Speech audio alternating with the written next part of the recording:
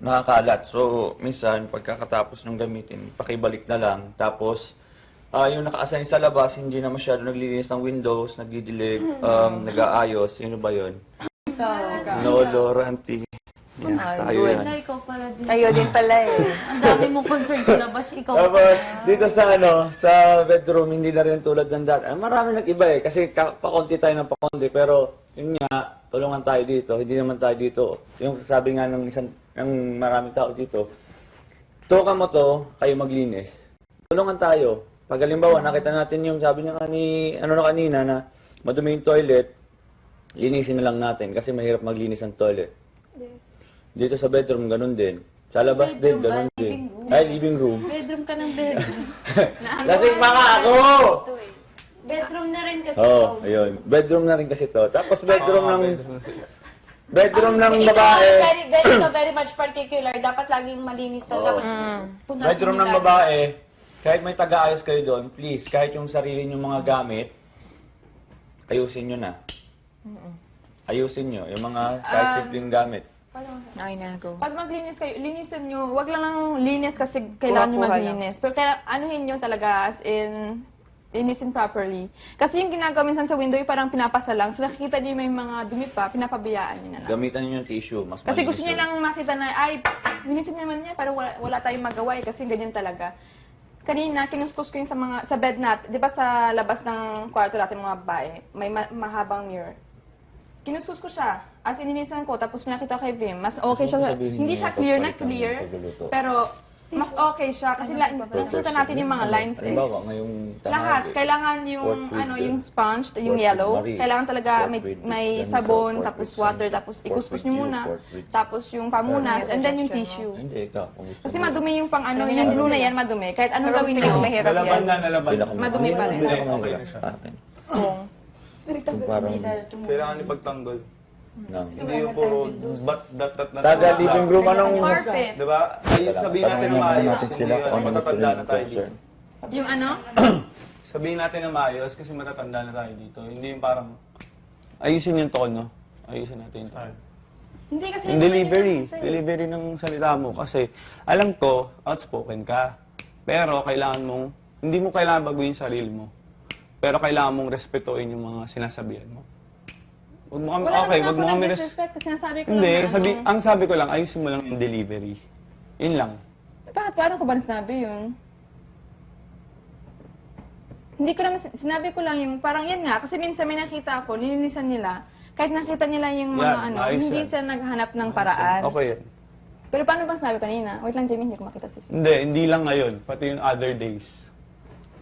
Hindi maayos yung mga pagkasabi mo ng mga bagay-bagay. Hindi, yun nga, sabi ko, kasi I have my way to talk. If you guys don't like Hindi, it, yan huwag nga. mong tatanggapin na gano'n, na bastos ako eh. Wag mong tatanggapin. kasi hindi ko naman Hindi mo maano kailangan eh. baguhin yung sarili mo, Aina.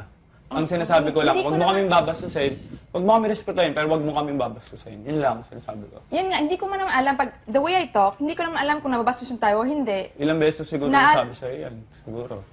Sabi lang, oo, yung minsan yung, parang may sinasabi ako tapos they don't take it well. Mm. So sabihin nyo lang sa akin para malaman ko kasi minsan nagsalita ako pero iba pala yung Tono, na-understand diba? nyo. Hindi ko lang alam na, hindi ko naman sinasadya na, okay, I'm gonna talk that way, para saktan sila. Bakit hindi ko kayo respektuhin? There's no reason na i-disrespect ko kayo, di ba? So wag nyo lang ibatong ganyan. Ilang beses ko na sinabi sa inyo, I have my way to talk pero minsan hindi ko siya makontrol. So pag hindi niyo nagustuhan the way I talk, open naman Kaya ako nga to sinasabi ko accept sa'yo it. na right now, diba? At hindi na lang yung, wag nyo kami bastusin, ganyan-ganyan. Kasi hindi ko naman kayo binabastos. I don't want, hindi ko naman sinasadya na bastusin Yun nga kayo. yung eh. lumalabas, Aina. Kasi Yung tono narinig lang ko, siguro. sinabi mo dati, Yung ganito delivery. ako eh, wag mong tanggapin na ganun ka. Wag mong tanggapin. Hindi mo kailangan Kaya baguhin sinasabi sarili ko mo. na open ako pag may mga Kaya may mga sinasabi sinasabi sa'yo. kayo. Kasi, yan nga, minsan may sinasabi ako tapos iba yung ina-understand nyo. Yun lang. Mm. I'm telling it to you kasi, syempre, malapit din ako sa'yo. Ayoko maging ano, di ba? Oo, syempre. Pero wag naman yung as in yung parang sasabi, ay, binabastos nyo kami, ganyan-ganyan. Siguro Knowing that ano na hindi lang. ko inaman sinasadya. Siguro ganun yung atake, ganun yung ano sa akin. I-mellow mo na lang yung Oo. pagkasabi mo.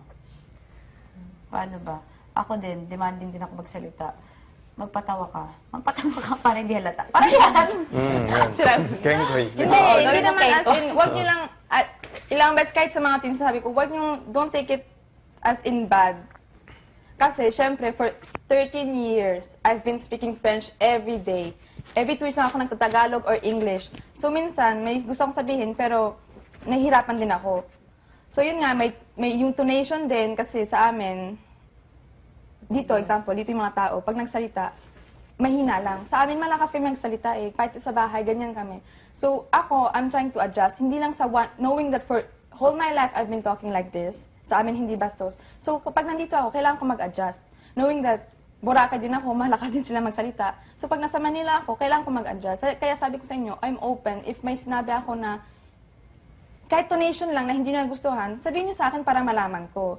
Pero hindi naman in 1 week or 1 month in 2 weeks ako maka-change eh. Kasi I've been talking like that all my life.